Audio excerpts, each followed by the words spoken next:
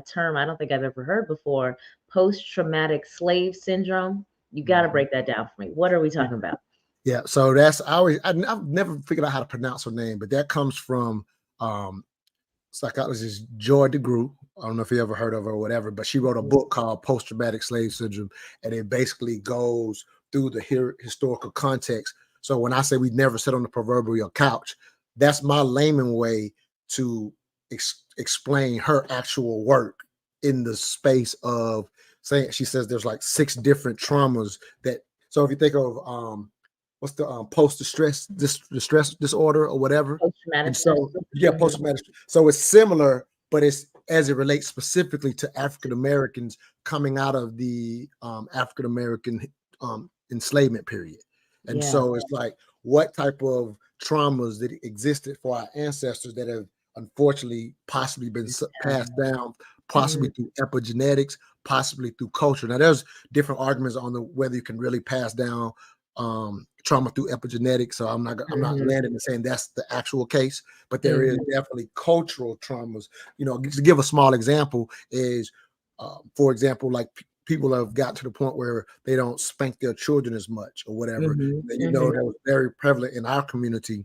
Well, a lot of it came from, this is one example, came from the post-traumatic slave syndrome, where it was mothers would be specifically hard on their boys because they don't want something, they don't want the master to harm them or take them away. And so that's kind of stuck with us. That harshness is still an aspect of post-traumatic slave syndrome. Again, that's just one example.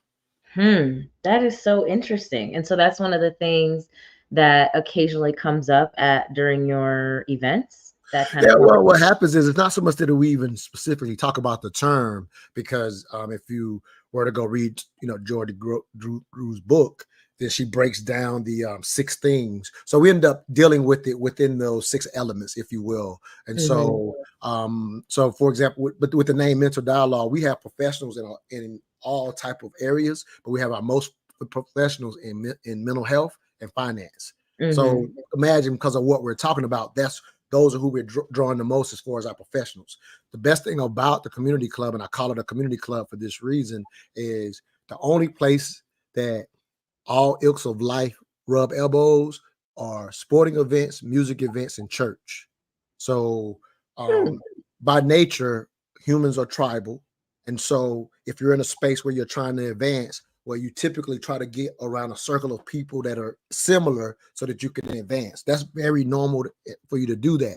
And so it's not every day that, you know, maybe somebody who's just getting into the workforce, or, you know, or I'll just say blue collar just for the sake of not having a better term, but it's not every day that a blue collar worker is able to talk. Like, they may say, well, I have this business I want to do, but they're trying to figure it out. So typically it's not every day that they can, you know, talk to somebody who's scaled $1 million business. That's not easy for them to do.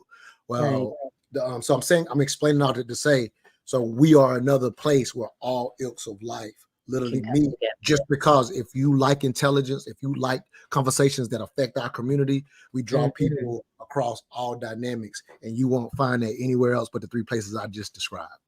I listen, you saying some things today. That's so, I've never even thought about that. I love it. My wheels are spinning.